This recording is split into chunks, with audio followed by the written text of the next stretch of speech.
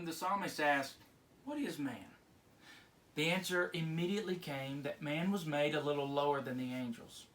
But for the evolutionist, man is merely made a little higher than the apes. These are the powerful words of Henry Morris as he depicts the stark contrast between the young and the old earth position. What you believe about the age of the earth is of tremendous importance. It will in fact affect how you view everything else. Although the old earth position is widely accepted, the young earth position is the most consistent position that a Christian can take. Now, I am a Christian, and I believe that Scripture and science should play an important role in determining the age of the earth. First, I will discuss the theological evidence that support a young earth. Second, I will discuss the scientific evidence that support a young earth. And finally, I will discuss the lack of evolutionary evidence that support a young earth. I will explain why, for the Christian, the most consistent position is, in fact, the young earth. First, I will discuss the theological evidence that support a young earth.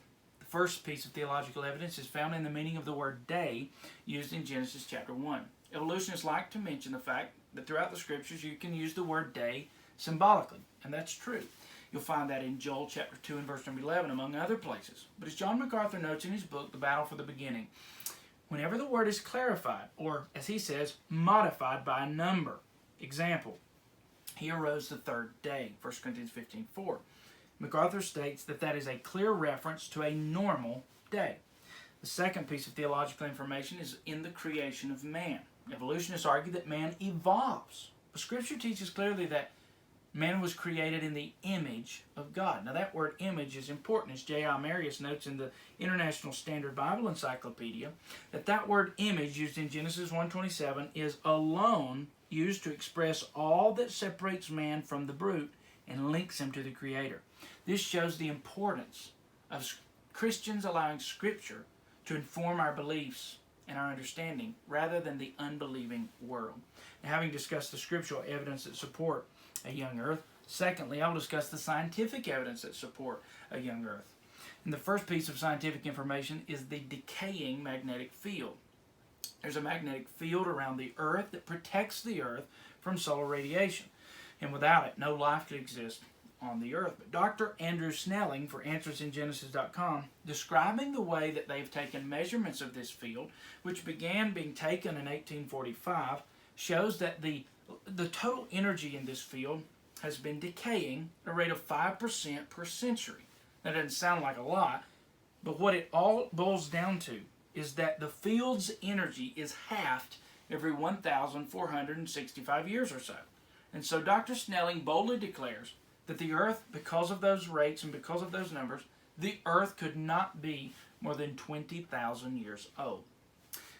The second piece of scientific information is the salt content in the ocean. In his book, Did Adam Have a Belly Button?, Ken Ham writes about the fact that through each year, rivers and other sources dump 450 million tons of salt into the ocean. And only 27% of that sodium is getting back out of the ocean. And that explains why the sea's salty. But as Stephen Austin and D. Russell Humphreys stated in their presentation at the Second International Creation Conference, the salt content in the ocean is not at a steady state. That's what the evolutionists imply, and it's in fact what they suppose. But actually, the salt content in the ocean is increasing, which makes the evolutionaries' old Earth impossible. It cannot fit. This number and the rate of the concentrated salt in the ocean cannot fit in the evolution's model of the Earth. But it fits nicely in the creationist model.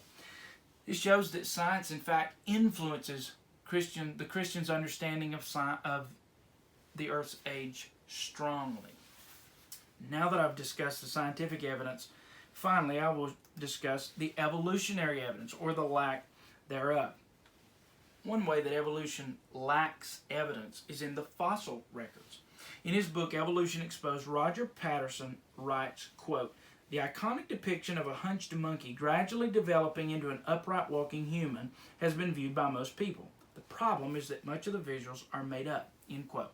In that book, he goes on to quote a paleontologist who basically says, all we can hope for is that we can find enough fossils to bridge the gap between humans and monkeys so that our theory will hold.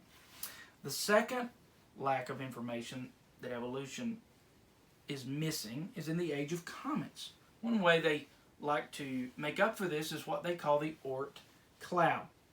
Now, comets are deteriorating way too quickly for the evolutionist theory, and so they say that this Oort cloud is producing comets, and that's why they still exist. Now, scientists widely acknowledge that as a comet passes the sun, part of the matter that formed the tail of the comet deteriorates.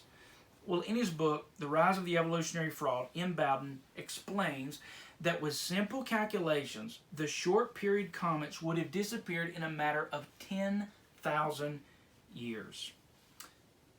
Well, NASA's official website, solarsystem.nasa.gov, actually admits, and I quote, "No object has been observed in the distant Oort cloud itself," end quote.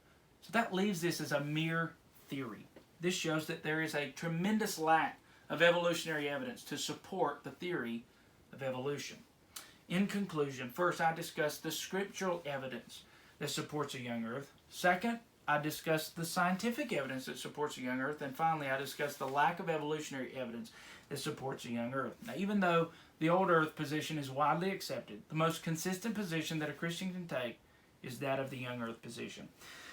Ken Ham powerfully noted, "What you believe about who you are and where you came from affects your whole worldview," end quote.